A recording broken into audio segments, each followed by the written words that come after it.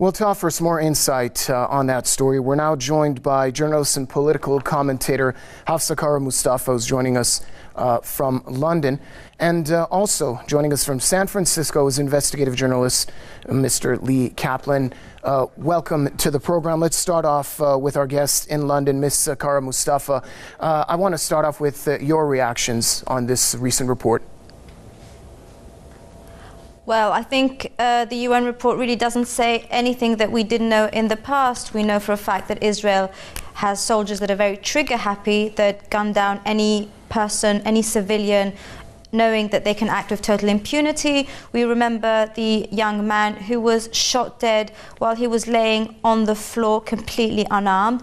As the report also mentions, we have a pregnant mother and her little brother who actually barked at and couldn't understand Hebrew, and for not understanding Hebrew they were gunned down. So really the cases of Israeli brutality and violation of basic human rights are so numerous that this UN report really is reinstating what we know about Israel, what we've known about Israel since its creation. Let's not forget that this is a state that was created by terrorists on the basis of a terrorist organization and on the basis of a Zionist supremacist ideology. So everything that Israel does is in accordance with everything it stands for. And I think this UN report really confirms what everyone knows about Israel. Well, Ms. Kara-Mustapha, I'll leave the floor to you. Mr. Kaplan has put a big question mark over the report in its entirety. Well, if Mr. Kaplan felt this way about the report, why did he even bother showing up? I mean, the UN is on the payroll of the Arabs. The EU is apparently supported by the Arabs. Everyone is lying. The Palestinians are lying about Israel. The NGOs are lying about Israel. I'm surprised he didn't throw in the word anti-Semitic, because obviously that's the usual line that Israeli supporters and its apologists usually use by blackmailing everyone. I didn't interrupt you. So can you just keep it quiet here? Now, I'm not in the mood for listening to your ramblings, okay? You've rambled on for 5 good minutes. Let me finish. So this is really ridiculous. We have a UN panel that has actually written. I'm sorry, is your guest actually drunk? Because this behavior is unacceptable. No, I think you're hilarious, madam. You're hilarious. Okay, there's plenty of time for both of you to speak. Let's try to keep this. Let's not interrupt each other right now. Please continue, Ms. Mustapha. Thank you. Thank you very much. So the report has been made by professionals with the help of NGOs and various groups on the ground.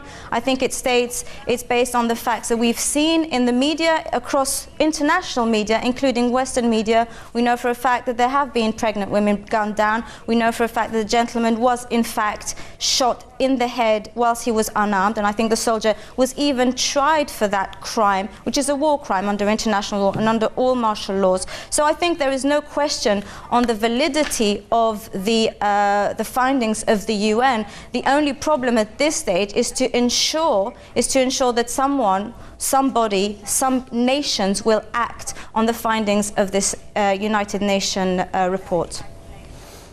All right, well, that was Mr. Kaplan, nice. we were talking. Yeah, sure. We were talking about the issue of home demolitions and settlement expansions. You gave us your thoughts on the issue of home demolitions. What about the settlements? Are they illegal? Yes or no? No, they're not. They're not illegal. Okay. They're not Hold illegal. it right there. Let's get our guests in from London. I can tell you why. Ms. Kara-Mustapha, settlements, are they illegal? Yes or no?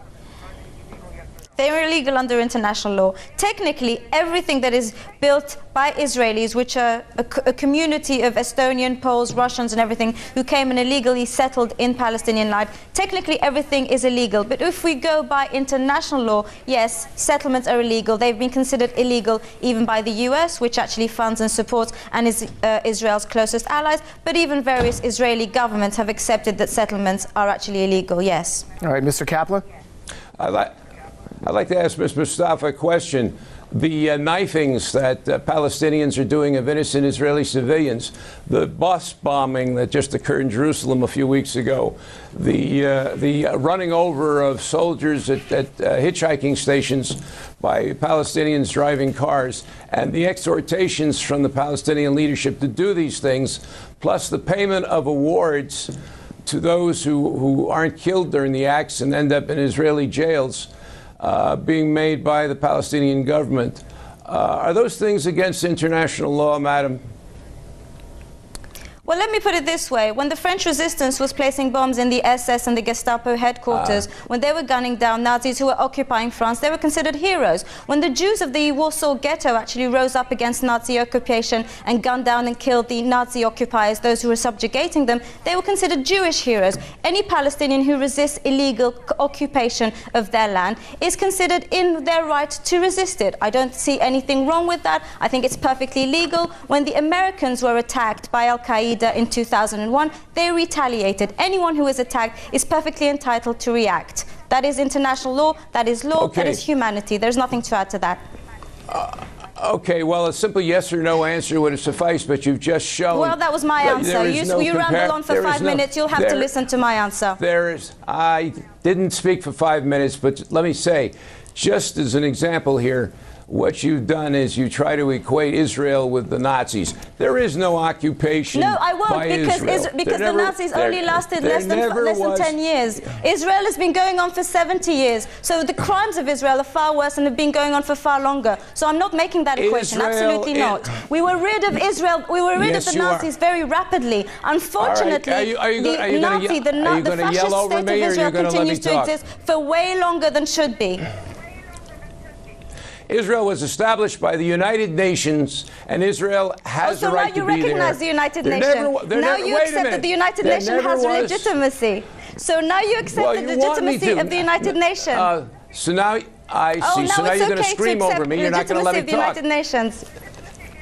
Israel, there never was a Palestinian. This is driving it more into a historical conversation. What we're focusing on right now are realities on the ground. Ms. Kara-Mustapha, regarding prison conditions, excessive use of force, and a number of other issues that were brought up in this report. The report accuses Israelis of ignoring all previous agreements reached over the years. Yet again, Israel does not in any way feel compelled to respect international law. My question is, how far can this go on, and how long will this go on? Well, of course, it won't respect international law as long as it has the support of various major world powers. As you know, the US supports it unconditionally. It vetoes any resolution that goes against Israel. And we know that Israel is really much a PR project. It was founded on the basis of public opinion manipulation. Now, if you take the case of imprisonment, what they do is they simply pick up as many Palestinian youths as they possibly can. And what they do is on the basis of absolutely no particular reason whatsoever, other than to imprison them as a punitive measure. That's and of course, later on, use them as prisoner exchange. Use them as prisoner exchange and say, look, we've just released 2,000, 3,000 Palestinians, when in fact those 2,000 or 3,000 Palestinians were simply picked up for being around a street corner sipping tea in a cafe. That's what the Israelis do. That's what they used to do in South Lebanon as well, when Israel illegally occupied South Lebanon. And that is the modus operandi of the terrorist state of Israel. Tell me something. If your mother was walking down the street and somebody came over and stabbed her with a knife and killed her or wounded her, what would you call excessive, and people there were trying to stop it, what would you call non-excessive actions against it?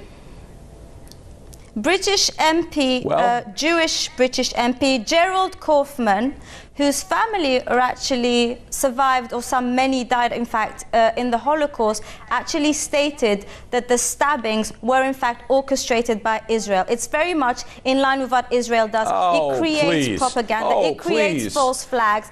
And it's very odd that very few of these people died. We have this is a Jewish British MP. This is not me. These are the words of Gerald Kaufman, and you can look them up. And it's very much in line with what Israel has constantly done. Good. But you didn't answer my question. At least you're familiar with something, Mr. Kaplan. You didn't answer my question. Well, my mother isn't occupying anyone. What is acceptable? My mother isn't occupying any land illegally, so she's unlikely to be stabbed by people who are resisting occupation. What is an acceptable form of reaction to try and say people? My mother is not illegally settled in a country that isn't hers. You're ducking so the she's question. unlikely to be that victim. You're ducking the question. You're No, ducking I'm the not. question, I'm just answering like you you very talk clearly. about. Yes, you are. My family just is like not you responsible, isn't illegally occupying anyone, so that we're unlikely to be victims of any resistance movement, First of all, because we're not illegally occupying the land of anybody. Okay, Mustafa, first of all, you are not an international lawyer, so stop using the word illegal because you don't know a thing about what you're talking about. And then when we go beyond that... But at least I'm sober, so at least that's okay. That compensates for my lack of knowledge. Answer my question. If you say that the Israelis used excessive force, then what force would you say is not excessive? And the fact is, what you're saying is, anything they do to the Israelis are okay. The Israelis should really just lay down and die. They shouldn't do anything to protect themselves or their people. No, the Israelis shouldn't be occupying Palestine. No, Israelis shouldn't be occupying Palestine. It really is that simple.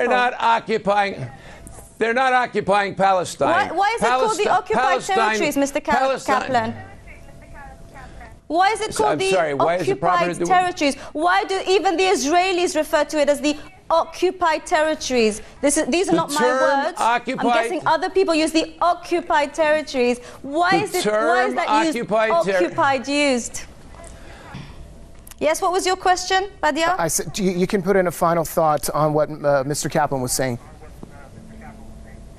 Oh, well, there's really no need to actually respond to any of the inanities that were just mentioned. I think this is just drunken ramblings. But I think we have to pick up on the UN report, and I would hope that at this point, and given the endless violations of human rights committed by Israel, that somebody, someone, some nation will act upon these latest findings. I think these would be the most important things to pick up on this. Okay, I'm sorry, we're going to have to leave it there. We're running short of time.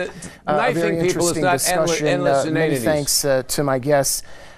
Journalist and political commentator Hafsa Kara-Mustapha joining us from London, investigative journalist Lee Kaplan joining us from San Francisco. Thank you for contributing to the program. I'm going to be signing off now from our studios here in Tehran. Thanks for watching Press TV's The Debate. Bye, everybody.